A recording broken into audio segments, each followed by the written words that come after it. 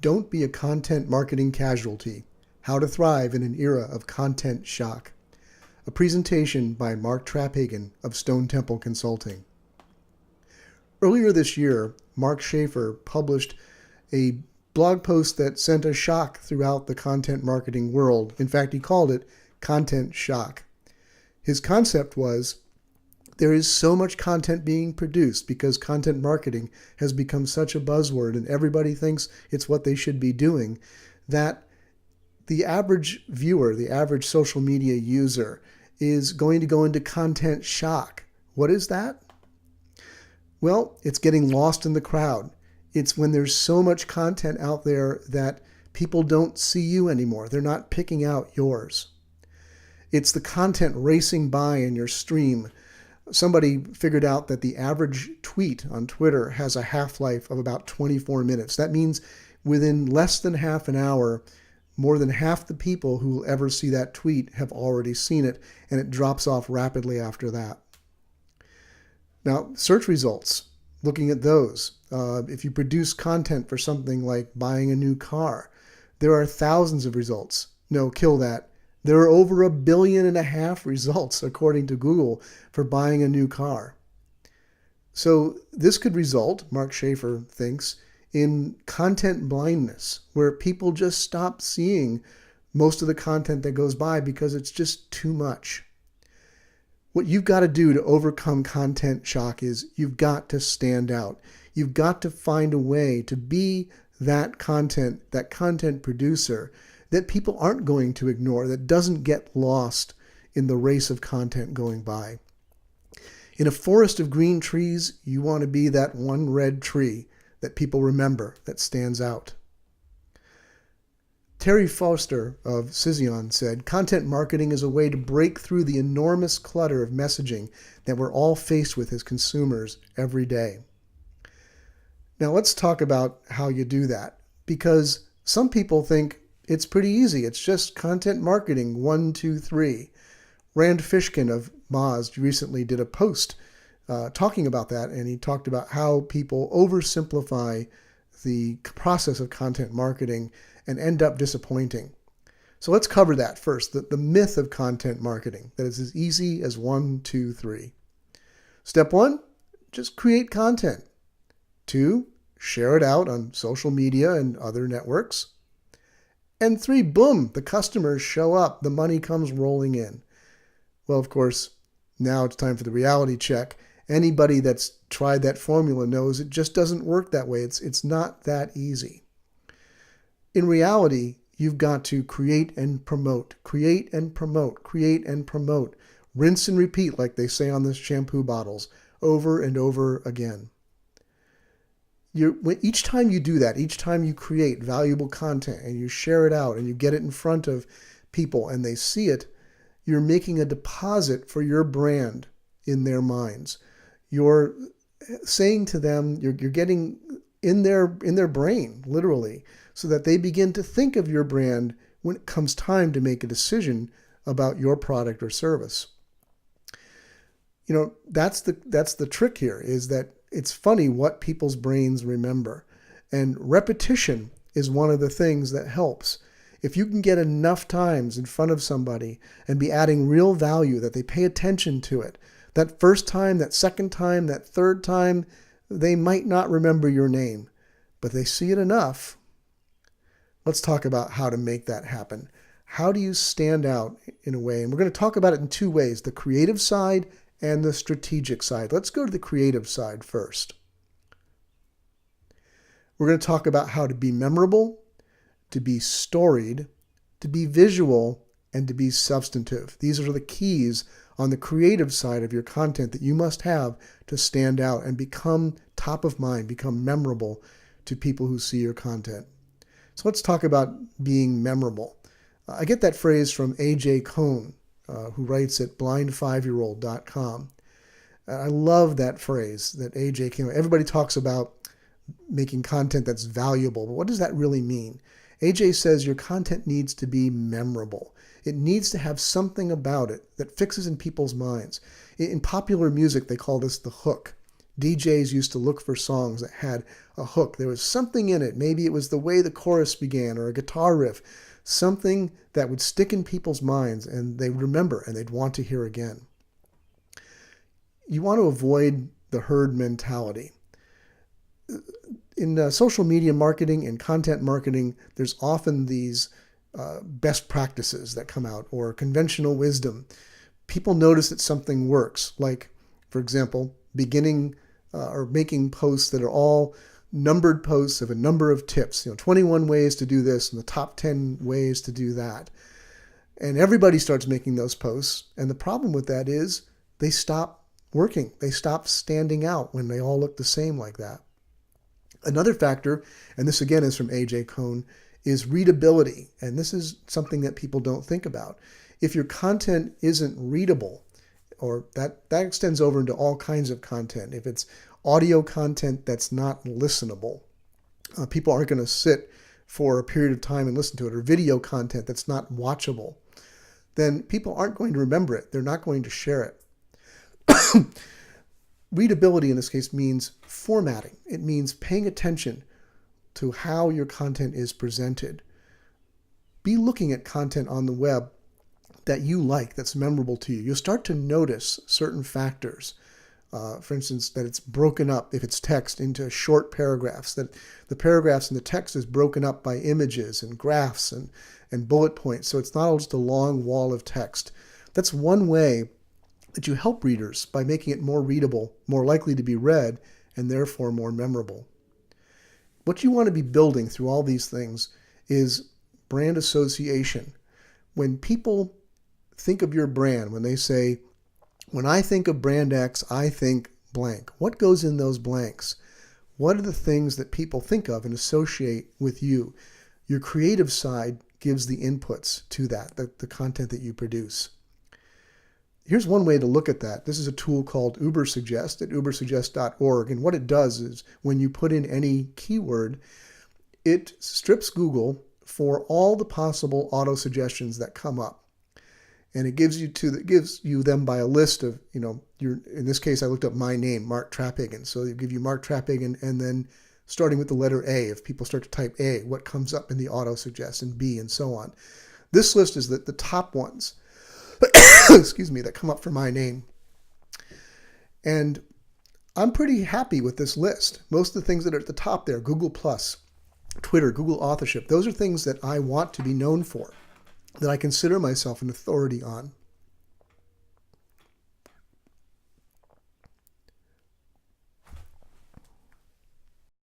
And those are the things that people are searching for when they search my name, the things they're most commonly searching for. So that means I'm doing a good job of planting what my brand is about, what I want to be known for. Another thing to think about is, do you want to go for being viral, or do you want to go for building audience? Opinion and controversy, which is more memorable? Controversy certainly gets more attention. It gets short-term attention. It stirs it up. It's a way to get people to your content, and that can work. But if there's nothing of substance there, it's not memorable. People aren't going to remember you for stirring up a controversy unless it's scandal. But they will remember if you give an opinion, if you teach them something, if you help them learn something that they didn't know before. That's memorable. Be storied, and by this I mean really tell stories. Stories are very powerful. Recently, Buffer App did a study in which they tried an A/B test of a number of their pieces of content. They used the exact same content. The only difference between the two versions were that one went right into the how-to of the post. The other one started with a short story that was relevant, that catches the reader's interest, that gets them, tells a little anecdote or something about why they might want to incorporate this in. And then it went into the exact same content.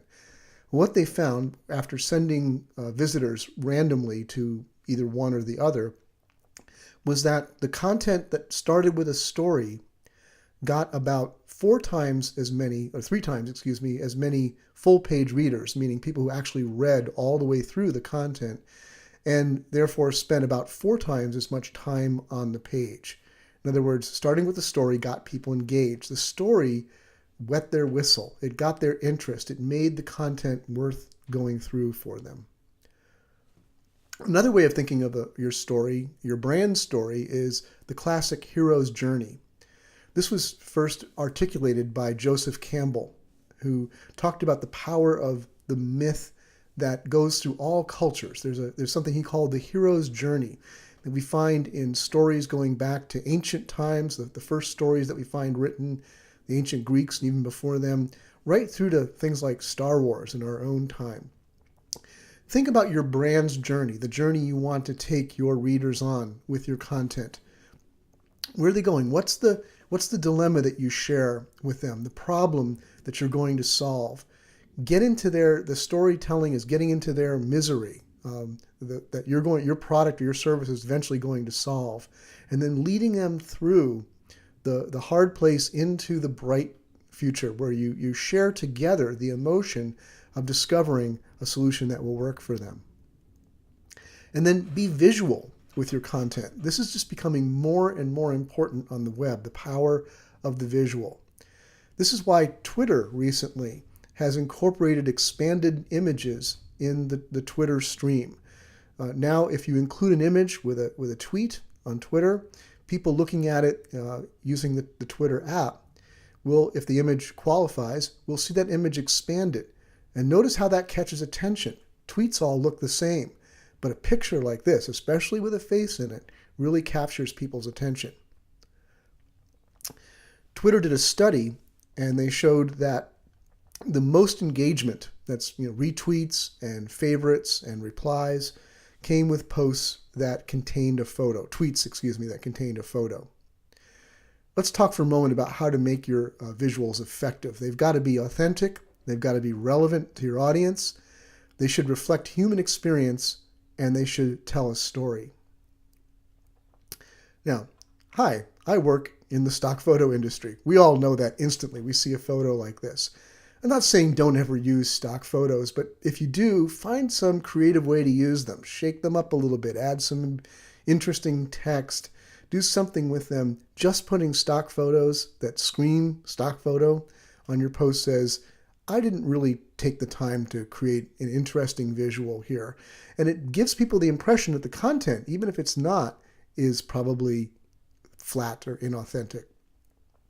Now here's an example of the opposite. Here's a tweet from a startup company called Patreon, and this is just celebrating their newest team member. It's not as polished as the image before. It's a little bit crude, but it's real. It has emotion. It has real human feeling. There's no way you'd ever think this is a stock photo. This is really happening, and it makes you smile when you look at it, which is exactly what they wanted you to do. Your images, your visuals need to be relevant to your audience. This one that you're looking at right now, you probably wouldn't want to use for a campaign aimed at retirees. Your visuals will be more powerful if they have that human element. I'm not saying that every image has to have humans in it, but when you include a face or something like this where, hands reaching out for each other, we make a connection with that. We're hardwired in our brains to connect with human images. And notice that this also tells a story. You could look at this picture and begin to imagine what might be happening here. You get drawn in. That leads us into the importance of using visuals that tell a story. I could stop for a moment and look at this image and ask you, what's the story here? What's happening?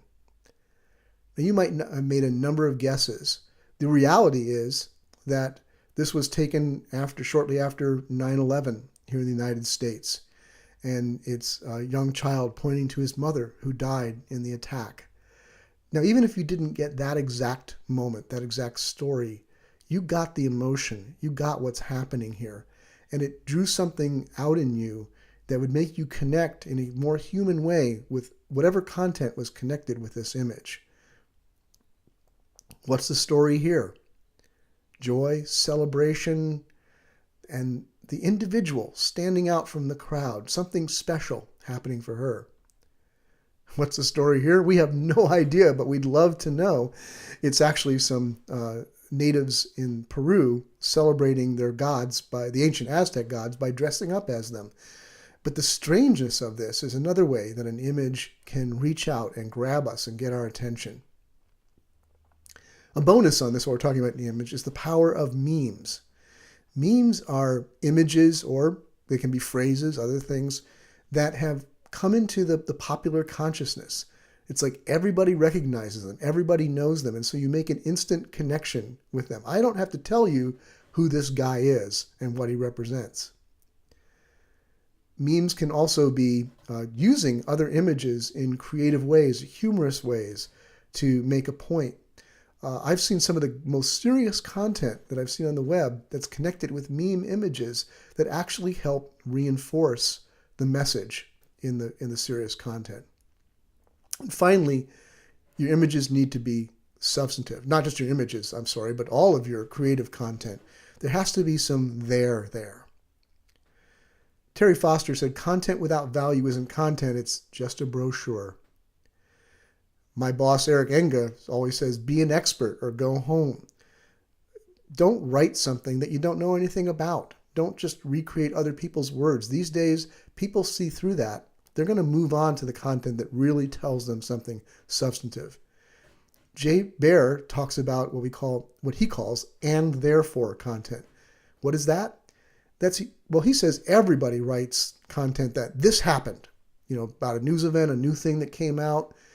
But the person who adds value is the person who can say, and therefore, this is what it means to you. Or this is what you should do next. Or this is the strategy that you should adopt. When you add and therefore to something that a lot of people are talking about, you've created unique content that has real value for other people. So let's recap what we've talked about here on the creative side of standing out with your content marketing. You want to produce content that's memorable, that's going to stick in people's brains. You want to be storied. You want to be using narrative. You want to be using a journey, taking your readers somewhere, whether it's in the individual post or in your overall content strategy.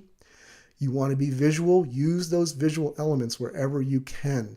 Tie them in. Grab people's attention. Not only grab the attention, but make it relevant to what you're talking about. And be substantive. Make sure that you know what you're talking about. Have an opinion. Have a unique point of view. Share something with people they aren't going to get everywhere else. Now let's move on to the strategic side of standing out in your content marketing. We're going to talk about being relentless, being relational, being SEO savvy, being helpful, and being tribal. First of all, being relentless. In the content marketing world, when there's so much content going by, there is really something said for persistence. Rand Fishkin of Moz says that on their site they noticed that the average visitor has to make 6 to 7 visits to their site before he or she will sign up for a free trial. And that's just the free trial. That's not even buying anything yet. So they've got to draw that visitor there again and again and again. Just one great piece of content isn't going to do it. That's the fallacy of viral content. Viral content can bring a lot of traffic for a short time, but if there's nothing you've got out there that's going to bring people back again and again, you're not going to get that conversion out of them that you need. This is my friend Greg Eng, lives here locally in Raleigh. He went from just producing just this crazy idea he had, making frozen food review videos for YouTube out of his kitchen. And he did that for 2 years before he really started making any money at it. Now that's posting a full-length, like 10 to 15 minute video every week, at least one, sometimes several times a week, for 2 years with almost no audience, no reaction, very few people watching it. But when it caught on, it caught big. And now he makes a 6-figure income off of those videos. Back to Rand Fishkin for a moment. This is an example that I love that he uses. He points out his wife Geraldine, who started a travel blog. And as you can see, for quite a long period of time, there was almost no readership at all. Very few people found her blog, but she kept posting day after day, week in, week out, months and months. Eventually, about there in the middle, you see A few posts that kind of took off, a few, maybe 80, 100 people see it, but then they're dropped right back off. And that's the point where people usually give up. They get a little bit of traction, but the audience doesn't stay around. It doesn't keep going. The next post doesn't get quite as much attention. And they figure, well, I just can't do this. I'm no good at it, or I'm going to try something else. And they give up. But then, as you can see in the graph, at some point, for some reason, it took off. Geraldine started getting audience. And now, then she started getting 3,500 visits a month, and much more than that by now. Also, you want to have a schedule for sharing out your posts. Share those posts more than once on your social. Get them out there as much as possible. Share them at different times of day for different audiences. Nobody sees all of your social stream. Nobody sits there all day long watching everything you tweet and everything you put up on Facebook or Google Plus or LinkedIn. So share your content more than once and find different ways to share it. Get it in front of more eyeballs. You need to be relational in your content marketing, the marketing of your content. One of the ways to do that is to form partnerships. As you begin to find other people in your niche who are non-competitive but are producing great content, form relationships with them and ask them if you can do a partnership with them. Produce a piece of content together. Do an ebook together. Start a Google Hangout or a podcast together. Get your names associated. Another technique that a lot of people use with some success is what we call pride bait. This is interview somebody who's influential in your marketplace. Synthesize their content in some way. Bring it together. Write about them, and then let them know that you wrote about them. Chances are, if your post is well done and it's favorable toward them, they're going to share that with their audience, and now you get access to their audience.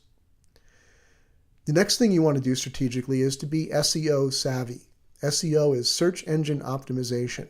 Now, it's a huge field, and it can be very technical and complex. You don't need to be obsessed with it, though. You just need to know enough so that your content is friendly to the search engines. You really want that because it's still the primary way that people find content. When they're looking for something, they have a question about something, they go to search. So keywords, for example, are important. You want to do a little bit of research to find out what do people search for that's related to your topic, and then use those keywords in your writing. But don't let them take over your writing. They should be guides to what you need to write about. The writing itself needs to rule. It needs to be something that people will want to read and share, because eventually that's going to get the links and other things that get the attention of the search engines and cause you to rank better. One quick thing you might want to look into is Google authorship. Google authorship is a way of connecting your Google Plus profile with your content across the web. It can earn you the right to have your image and name show up next to your search results for your content. That gets it more attention, gets it higher click-throughs. Very important that your content is helpful to other people. This is a guy named Marcus Sheridan. You may have heard of him. He now calls himself the Sales Lion. He was part owner of a pool business that was going down the tubes around 2009 when the recession hit. Nobody was shelling out money and taking second mortgages at that point to put backyard pools in. Well, not nobody. Some people were, but they weren't finding Marcus Sheridan's business, Riverside Pools in the Washington, D.C. area. What he said at that point was that he didn't need new marketing. He needed a new mindset. He decided to be as helpful as he could online to the people who would be his potential customers. And he did that by going back and thinking over all the questions that people had asked him and his salespeople over the years about their pools, about what the cost, about safety, about the best kind of pool for their yard, all these different things. And he just began writing content about that and posting it on his blog. Eventually, people began to find it and began to look at it and share it with others. And they began to dig into more of his content, because people, when they're making a purchase, a huge purchase like a pool, they want to be educated. And he was providing the education that they needed. Well, you can bet when it came time for them to make a decision who they were going to spend that money with to put their pool, that his pool company was at top of mind. Be tribal. And what do we mean by that? We mean you want to begin to build an audience of people who know your name, who look for you when they're looking for help, for information about the areas that you write about or that you produce any kind of content about. You want your name to be up on that marquee in their mind. Who's going to fill your theater? What are you doing to build an audience? What are you doing to encourage that audience, to reward them, to find the people who are liking what you're doing and are sharing it and engaging them and making sure that you pay attention to them, answering their questions in special ways, boosting their stuff, getting them into your theater where they're more likely to see and share your content. Jeffrey Rohrs wrote the book on this, literally. The book is called Audience, Marketing in the Age of Subscribers, Fans, and Followers. I highly recommend this book. He calls the audience that we're talking about here a proprietary audience because nobody can own an audience.